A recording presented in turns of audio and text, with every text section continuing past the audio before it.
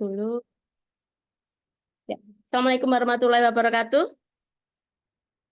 Waalaikumsalam warahmatullahi wabarakatuh.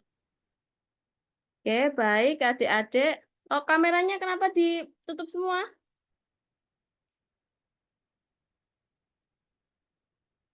Ada kemana ini? Nah, oke. Mohon maaf ya, saya terpaksa pakai online dulu karena masih posisi cuti. Jadi, apa namanya? Kalau besok diganti pas di belakang kok kayaknya apa ya? Nyari pertemuannya gitu ya, nyari gantinya itu agak susah. Jadi akhirnya ya sudah kita mungkin terpaksa online dulu ya adik-adik ya. Ya, oke. Ini posisinya di mana? Pada di mana? Di rumah, di kampus, atau lagi kegiatan yang lain? Saya sedang di SD, Bu. Oke, baik. Macam-macam nih kayaknya posisinya ada di eh mana aja tuh. Oke, baik. Ini ada di chat mendampingi kelas. Oke, baik. Ya, adik-adik untuk apa namanya perkuliahan etnomatematika sekolah ini barangkali saya akan share screen terlebih dahulu untuk RPS-nya. Jadi sebenarnya mata kuliah ini, kita perkenalan nggak ya? Oke, baik. Kalau seperti yang ditulis di sini, mungkin adik-adik sudah melihat nama saya Niken Wahyu Utami, dan saya kadang dipanggilnya, oh bukan kadang ya, biasanya dipanggilnya dengan nama Bu Niken. Apa namanya, kalau Bu Wahyu biasanya ada orang lain yang namanya Wahyu, sehingga saya nggak pakai nama tengah saya biasa pakai nama depan saya, jadi biasa dipanggil dengan nama Bu Niken. Oke, baik. Saya share screen terlebih dahulu untuk rancangan RPS-nya.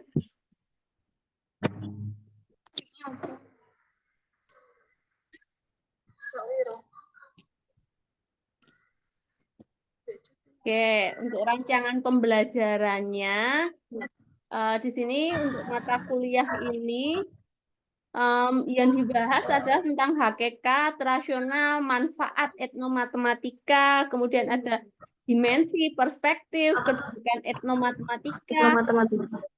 objek, pendekatan,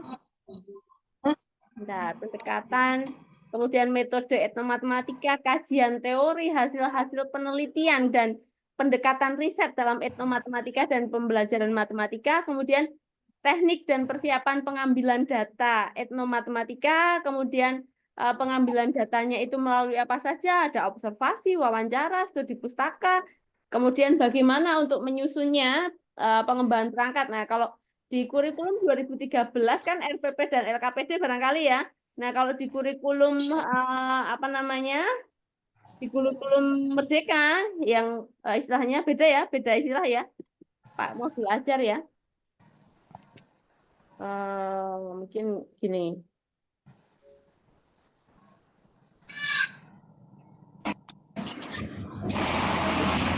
Gitu ya. Ini K13, kemudian modul ajar. Kalau istilahnya kan modul ajar ya. Modul ajar. Kurikulum Merdeka yang berbasis etnomatematika ya. Kemudian untuk capaian pembelajarannya, jadi harapannya nanti adik-adik setelah mengikuti kuliah ini, adik-adik bisa menguasai, mampu menggali, identifikasi ide-ide, baik itu pemikiran maupun praktek yang dikembangkan oleh semua kalangan budaya yang ada di sekitar adik-adik. Nah, bisa jadi kalau di sekarang mungkin adik-adik ada yang berasal dari Jawa, luar Jawa, atau mungkin ada Kalimantan, Sumatera dan sebagainya, adik-adik bisa menggali dimanapun di tempat adik-adik mengajar, karena harapannya mengajarnya itu adik-adik besok bisa menggunakan budaya yang ada di sekitar siswa begitu ya. Kemudian kan budaya itu sifatnya ada yang statis maupun dinamis karena terus berkembang dan merupakan warisan dari nenek moyang ya. Nah, bentuknya apa saja, bisa artefak atau karya sastra, tradisi, atau mungkin pemikiran dan sebagainya. yang nanti bisa dimanfaatkan dalam merancang pembelajaran matematika. Begitu. Harapannya adik-adik menjadi calon guru matematika yang profesional. Nah, referensinya ini barangkali adik-adik nanti boleh mengambil semuanya, mau di-download, dicari, boleh nanti saya kirim aja ini di WhatsApp grup mungkin ya nanti, atau di room di Zoom ini juga boleh. Ini ada banyak adik-adik bisa melihat di situ. Ada literatur tambahannya yang bukan etnomatematika juga di situ ada. Nah, pokok bahasannya harapannya pertemuan 1 dan 2 ini adik-adik bisa memahami tentang hakikat. Hakikat itu semacam definisi sebenarnya apa sih etnomatematika, kemudian dimensi, perspektif, kedudukan etnomatematika itu ada di mana sih sebenarnya. Nah, itu pertemuan 1 dan 2. Nah, pertemuan 3 sampai 7 harapannya adik-adik dapat menjelaskan subjek, objek, pendekatan, metode, etnomatematika, kajian teori, hasil-hasil penelitian, dan pendekatan riset dalam etnomatematika serta pembelajaran matematika. Nah, tentu saja kan kita 5 pertemuan sebelum Lebaran ya, habis Lebaran insya Allah saya sudah masuk gitu ya. Jadi ini nanti yang kita bahas selama online berarti ini sampai daerah ini. Apa itu? Nah, untuk pertemuan hari ini mungkin sama besok ini adik-adik bisa diskusi presentasi, mau presentasi apa ya? Mungkin untuk hari ini saya dulu, adik-adik nanti bisa mencari tambahan-tambahnya. Saya buka dulu ini nanti untuk hari ini. Kemudian apa saja yang bisa didiskusikan, dipresentasikan. Nah, ini.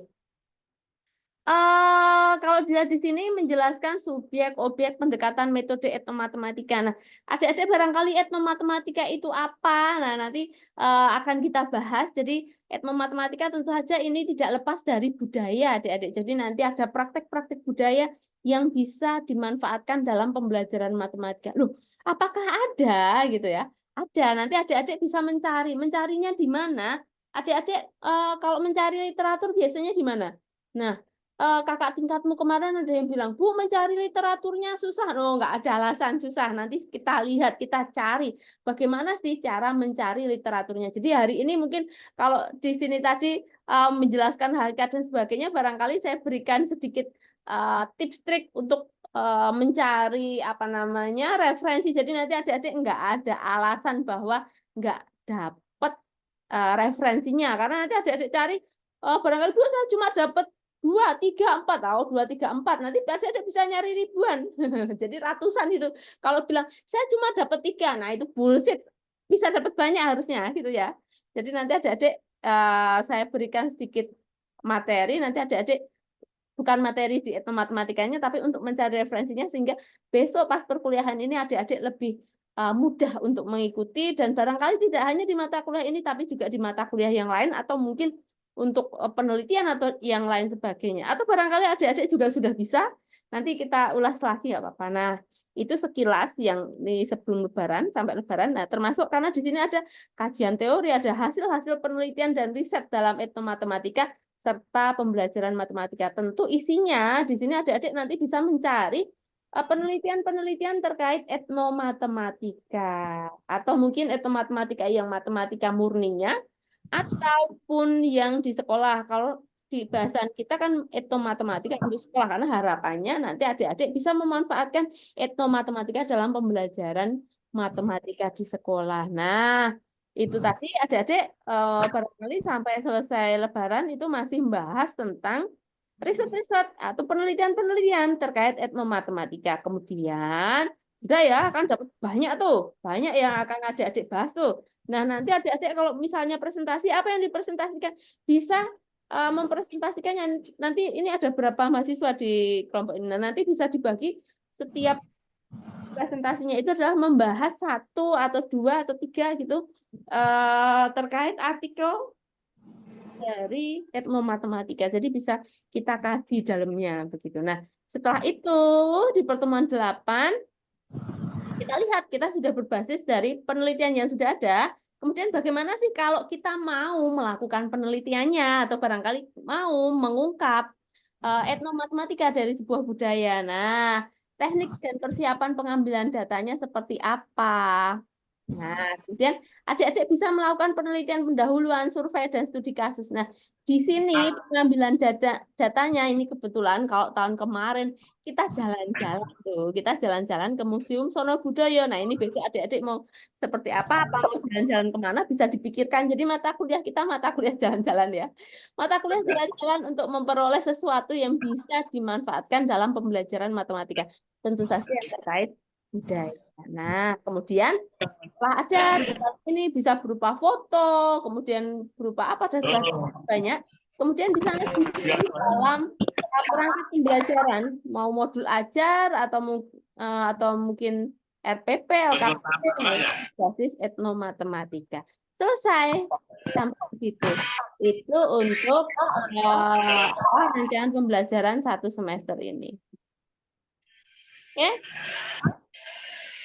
Barangkali ini ada yang kan kontrak belajar dari kontraknya ini ada yang mau diubah barangkali. Nah ini ujian tengah semester sama ujian semester ini sebenarnya saya agak ragu isinya sebenarnya juga cuma ngumpulin tugas. Jadi sebenarnya lebih ke tugasnya sih. Tugas dengan ujian tugas besarnya itu lebih ke ujian akhir semesternya adalah mengumpulkan tugas. Jadi ujian akhir semesternya walaupun di sini tertulis 10% tapi nilainya paling besar karena nanti isinya tugasnya gitu ya. Jadi masuk ke tugasnya. Karena yang dikumpulkan jadi nanti bukan tes tulis tapi ujiannya adalah mengumpulkan tugas. Itu di situ terkait apa namanya rancangan 1 semesternya ini. Kemudian nah barangkali saya dahului dulu tadi kenapa ngomongin budaya gitu ya, budaya yang seperti apa nih saya share screen sedikit. Jadi sebenarnya budaya dalam pendidikan, sebenarnya apa sih peran budaya dalam pendidikan? Oke, jadi pertama peran budaya dalam pendidikan ini untuk materi perkuliahan etnomatematika untuk sekolah ya. Nah, prinsip-prinsip penggunaan budaya dalam pembelajaran. Nah, ini adik-adik yang perlu kita ketahui bahwa tidak ada yang namanya budaya itu homogen atau sebuah komunitas. Nah, barangkali kalau yang di sini homogen itu apa? Homogen itu kan ini ya sama ya. Jadi memang satu daerah barangkali dengan daerah lain itu bisa jadi sesuatunya itu beragam dan unik. Bahkan nih kalau saya contohkan di budaya misalnya dari sisi bahasa saja. Bahasa Jawa ada bahasa Jawa di Jawa Timur misalnya. Di Jawa Timur pakai bahasa Jawa. Di Jogja pakai bahasa Jawa. Mungkin yang di Jawa Tengah pakai bahasa Jawa. Tapi bahasa Jawanya itu ternyata ada berbagai variasi yang unik yang ada barangkali ada kata-kata yang di satu tempat dengan tempat yang lain itu berbeda. Nah, itu contoh terkait bahwa budaya itu tidak homogen ya. Jadi ada beragam dan unik. Kemudian nanti adik-adik mengenal kalau misalnya yang berupa benda-benda, adik-adik mengenal kentongan.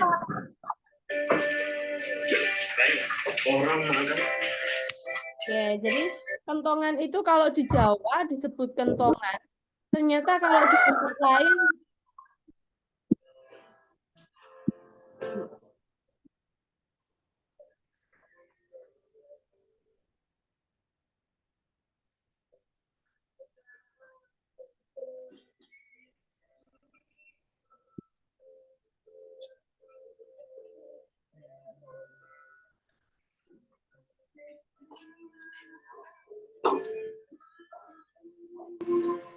ini ya, bentar.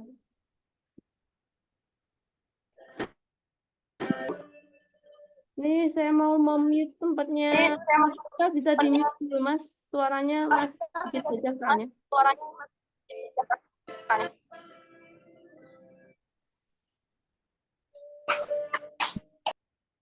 Oke. Ya.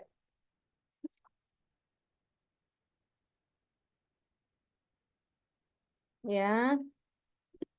Tadi saya bahas sampai di kentongan ya. Di kentongan itu kalau di Bali namanya kulkul. Nah, barangkali besok ada libur keagamaan yang nyepi itu ya. Kalau di Bali itu kentongan disebut sebagai kulkul. Di sana itu untuk kentongannya itu juga sama untuk mengumpulkan orang gitu. Jadi bentuknya sama, tapi ternyata gunanya bisa jadi ada yang sama, ada yang beda.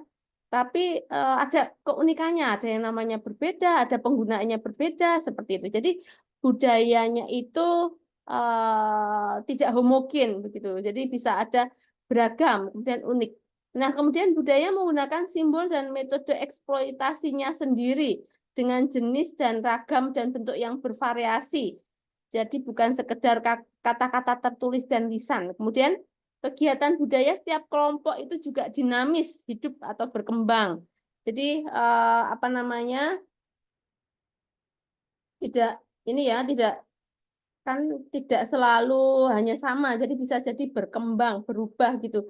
Kalau adik-adik mendengar barangkali ada akulturasi budaya. Akulturasi budaya itu semacam penyesuaian. Kalau orang itu berada di tempat yang berbeda itu adaptasi. Nah, semacam akulturasi itu ada perubahan-perubahan sehingga terus berkembang. Ada yang masih sama, ada yang berubah begitu. Nah, itu adanya akulturasi budaya. Kemudian budaya yang berbeda memiliki tantangan dan masalah yang berbeda sesuai dengan kelas sosioekonomi, penduduk asli atau pribumi atau mungkin imigran dan dengan tantangan dan masalah yang tercermin di seluruh budaya.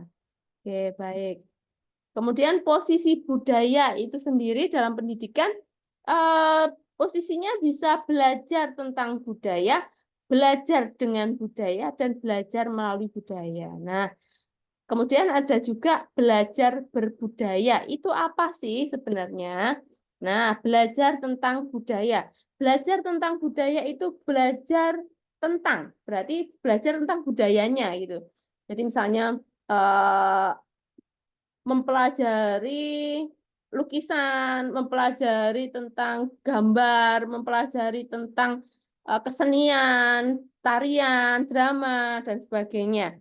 Kemudian kalau belajar dengan budaya, itu menggunakan budaya sebagai sumber belajar. Nah, kalau belajar dengan budaya, di sini adik-adik bisa menggunakan budaya, apa namanya, dengan diintegrasikan dalam pembelajaran atau kurikulum. Contohnya ini, guru-guru mengenalkan siswa-siswanya dengan nyanyian, gerakan-gerakan sebagai metode untuk mempelajari periode. Ini periode ini adalah di fisika. Kemudian contoh lain, guru menggunakan lukisan monet atau manet dalam mempelajari poin-poin titik, titik dan set. Set itu himpunan di dalam matematika, begitu. Nah, kemudian kalau belajar melalui budaya, Waalaikumsalam. Belajar melalui budaya, ini adalah menggunakan budaya sebagai sarana belajar. Sebagai contoh, siswa dapat bermain peran tentang siklus hidup seekor laba-laba atau kupu-kupu untuk lebih memahami terkait apa namanya siklus hidupnya tersebut. Contoh lainnya, siswa dapat menggambar lukisan untuk menerapkan dan mengekspresikan pengamatan mereka terhadap alam. Jadi melakukan sesuatu. Ada sebuah kegiatan yang dilakukan eh, bisa bermain peran atau melakukan sesuatu itu untuk mempelajari sesuatu. Nah, ini kebetulan yang dicontohkan bukan di matematika. Nah, dengan belajar melalui budaya, ini siswa mengungkapkan materi pelajaran juga merentangkan imajinasi mereka tentang pembelajaran yang dipelajari tadi. Nah, kalau belajar berbudaya itu terkait pembiasaan. Nah, contohnya misalnya penggunaan bahasa kromoinggil atau barangkali ada contoh lain membiasakan siswa untuk apa gitu, membiasakan siswa untuk berbuat baik, untuk kalau pagi-pagi apa gitu misalnya salim ke bapak ibu gurunya setiap pagi datang dan sebagainya. Itu belajar berbudaya gitu. Itu barangkali ada yang mau ditanyakan, barangkali adik-adik, barangkali loh Bu, lah emang budaya itu apa barangkali ya?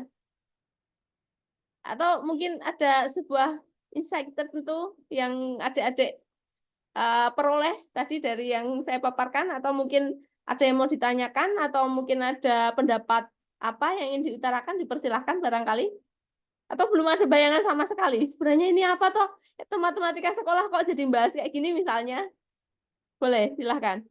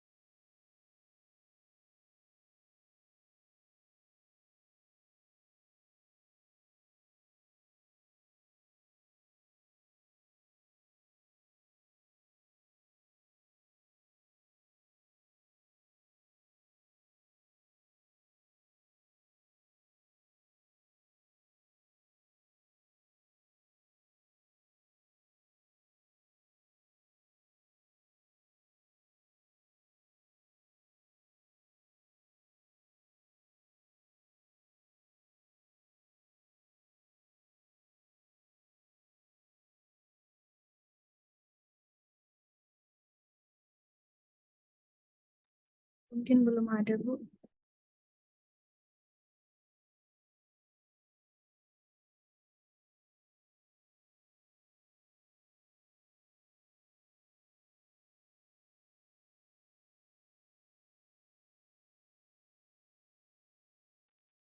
Oke, belum adanya karena nggak ada bayangan barangkali ya. Saya share screen lagi untuk materinya barangkali.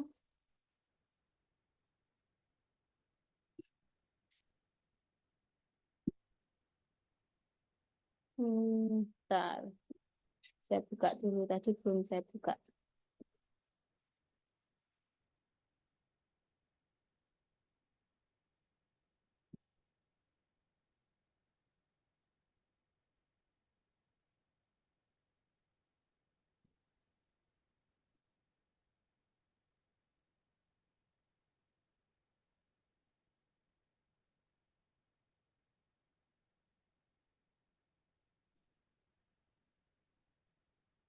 Ya.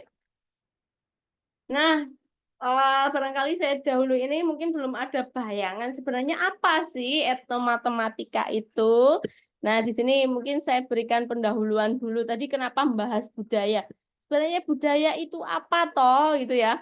Jadi budaya itu merupakan kebiasaan-kebiasaan yang bersifat umum dalam masyarakat. Nah, loh, di sini kebiasaan-kebiasaan ya. Bentar. Dek, mau langsung aja, Dek, minta tolong. Oke, kita lanjutkan. Budaya, kebiasaan-kebiasaan. Tadi kita bahas tentang etnomatematika, kok tentang budaya ini hubungannya apa gitu ya. Nah, budaya merupakan keseluruhan sistem gagasan, tindakan, dan hasil karya manusia dalam kehidupan masyarakat yang dijadikan milik diri manusia dengan belajar. Nah, kok kayak gini lagi? Berarti apa sih sebenarnya budaya itu gitu ya? Nah, kita lihat lagi, sebenarnya budaya itu apa? Nah, budaya, tapi memang ini ada kebiasaan-kebiasaan dan sebagainya, tadi juga sempat kita bahas. Tapi budaya dalam bahasan ini terkait dengan kebiasaan-kebiasaan keseluruhan sistem gagasan, tindakan, maupun hasil karya yang bersifat etnis. Jadi, yang saya garis bawahi di sini adalah yang sifatnya etnis pada masyarakat tertentu. Jadi, memang kebiasaan-kebiasaan kalau yang disebut budaya sebenarnya adik-adik kalau membahas tentang budaya HP bahkan HP itu merupakan budaya produk dari budaya tapi yang dibahas budaya di dalam mata kuliah ini adalah budaya yang bersifat etnis jadi bukan budaya produk yang modern yang sekarang bukan. Oke, kemudian akulturasi budaya tadi sempat saya sebutkan tentang akulturasi budaya ya. Jadi kegiatan budaya dalam masyarakat tadi juga sudah disebutkan sifatnya dinamis, hidup atau berkembang. Nah, karena peradaban yang semakin berkembang, pengaruh budaya lain yang masuk dalam budaya, keyakinan agama, dan lain-lain, ini bisa menjadi pengikis dari budaya. Nah, barangkali nanti bisa diberikan contoh. Kenapa sih kok kayak keyakinan agama itu menjadi pengikis bagi budaya? Kemudian apakah masih ada? Kemudian seperti apa? Nah, ini maksudnya sebagai akulturasi budaya. Nah, adik-adik nanti kalau mencari tentang akulturasi budaya barangkali bisa melihat gini. Diberikan contoh misalnya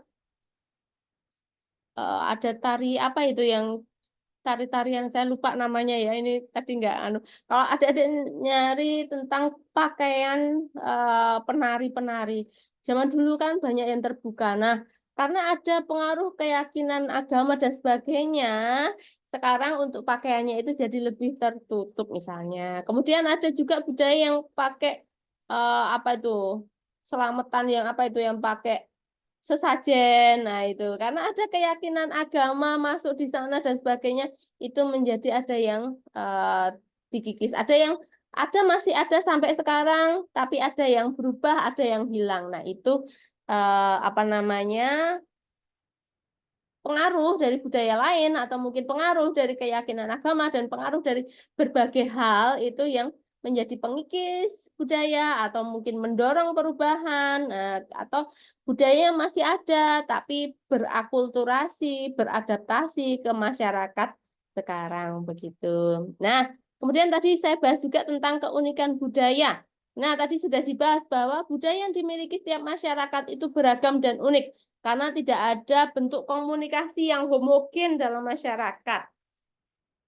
Oke, kemudian suatu daerah dengan daerah lain mungkin mempunyai beberapa hal yang mirip. Tadi sudah dibahas juga. Tetapi kemiripan tersebut tetap memiliki keunikan tersendiri dalam setiap masyarakatnya. Nah, sedangkan unsur kebudayaan itu sendiri ada bahasa, ada sistem pengetahuan, ada organisasi sosial, ada sistem peralatan hidup dan teknologi, ada sistem mata pencaharian penduduk, ada sistem religi, ada pula kesenian. Nah, biasanya adik-adik yang lebih dikenal kalau membahas budaya biasanya di masalah kesenian biasanya ya, tapi ternyata unsur kebudayaan itu tidak hanya satu kesenian aja, tapi ada 7. Ini menurut Kuncoro Ningrat. Nah, kemudian wujudnya, wujud budaya ada 3. Ada yang bentuknya ide gagasan nilai norma peraturan, ada yang bentuknya aktivitas ataupun tindakan berpola dari manusia dalam masyarakat, ada pula benda-benda hasil karya manusia. Nah, adik-adik ini seringnya yang lebih mudah terlihat dan kita amati itu yang berupa benda-benda. Nah, wujud budaya kalau menurut De Ambrosio nih, bapaknya si etnomatematika ya. Artefak, artefak itu apa? Tadi produk hasil karya manusia, benda-benda budaya, khususnya benda material dan teknologi yang diciptakan oleh anggota kelompok budaya. Kemudian ada mentifak. Kalau mentifak ini merujuk pada gagasan, nilai, kepercayaan yang dianut bersama. Ini bisa berupa agama, bahasa, matematika, sains, sudut pandang, hukum, kemudian pengetahuan. Nah, sedangkan kalau sosiofak itu aturan, berbagai hal, cara yang diperlukan untuk mengatasi masalah hidup sehingga masyarakat itu bisa tertib dan damai. Itu juga merupakan wujud dari budaya. Oke. Nah, kalau ini saya lebih ke apa namanya yang bisa diamati dan yang tidak diamati ya. Yang berwujud itu bisa aktivitas dan benda itu bisa diamati. Yang tidak berwujud itu ide, gagasan atau aturan. Nah, posisi budaya tadi kita sudah bahas.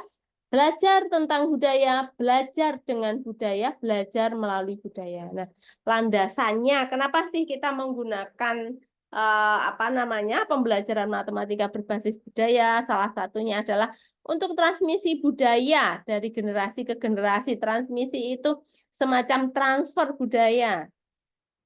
Kemudian pendidikan matematika itu diperlukan karakter dan perannya dalam penerusan pengetahuan matematika. Jadi apa namanya dalam kreativitas matematikawan individu menurut Ernest ya. Nah, ini yang barangkali sering didebat ya. Meskipun kebenaran matematika berlaku di mana-mana, kan katanya kalau matematika kalau benar itu benar, salah ya salah. Tapi ternyata kalau pakai budaya enggak kayak gitu gitu ya. Terus apa posisi budaya? Nah, itu. Jadi meskipun kebenaran matematika itu berlaku di mana-mana, itu tidak berarti bahwa pendidikan matematika itu harus mengabaikan individualitas peserta didik atau konteks sosial budaya pendidikan. Oke. Kemudian ada sosiokultural Vygotsky yang menekankan peran budaya dalam pengembangan dan pembelajaran dan pentingnya interaksi siswa dengan nilai-nilai dan elemen untuk memperoleh pengetahuan. Oke, barangkali nanti adik-adik juga bisa membaca tentang Ki Hajar Dewantoro yang harapannya sih menggunakan budaya dalam pembelajaran matematika. Oke, barangkali itu ini tadi posisinya tadi ya. Nah, ini barangkali adik-adik ini bisa dibahas yang besok ya. Yang perlu dilakukan pendidik dan sebagainya itu masih materi besok ini contoh-contoh. Nah, ini besok adik-adik bisa melihat dari saat melihat menggali riset-riset nih contoh-contohnya. Salah satunya ada yang saya sebutkan tadi adalah yang saya lakukan, riset yang sudah saya lakukan. Oke. Baik, barangkali itu pendahuluan dari saya. Ada yang mau ditanyakan terkait perkuliahan etnomatematika ini?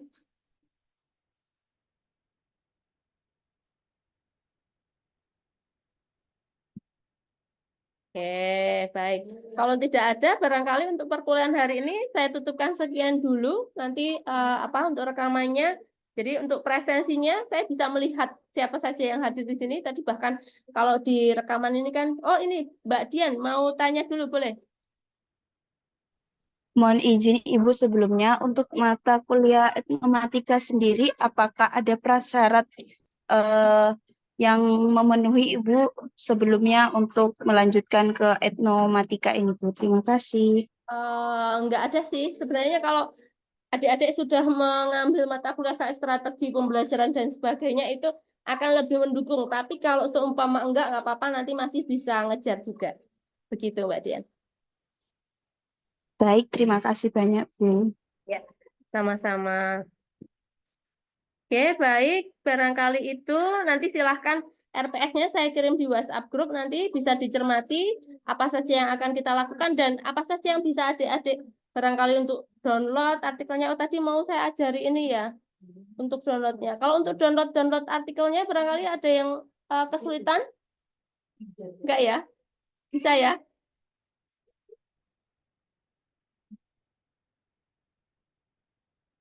Oke, atau barangkali untuk yang hari ini itu dulu, mungkin untuk yang pertemuan besok adik-adik bisa ini ya, bagaimana sih cara untuk mencari artikel jurnal? Mungkin saya bukakan sedikit juga apa-apa sih.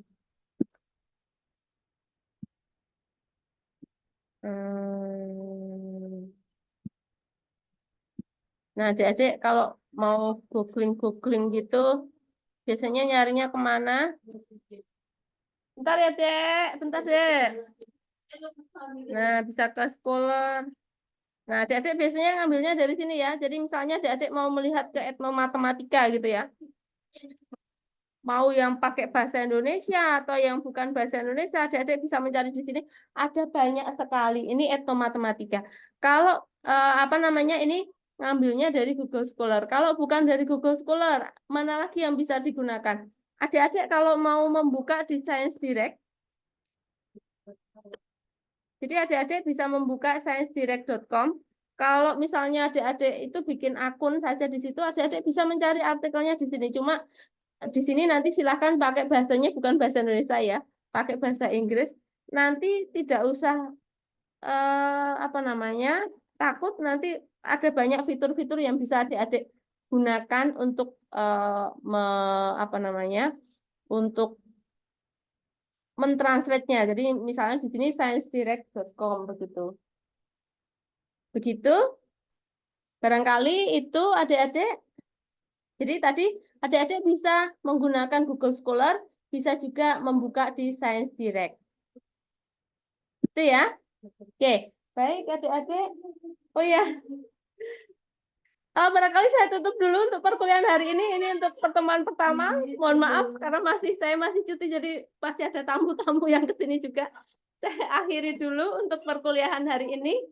Nanti kita lanjutkan di WhatsApp group. Saya akhiri. Wassalamualaikum warahmatullahi wabarakatuh. Waalaikumsalam warahmatullahi Terima wabarakatuh. kasih, Bu. Terima kasih, Terima Bu. kasih, Mas.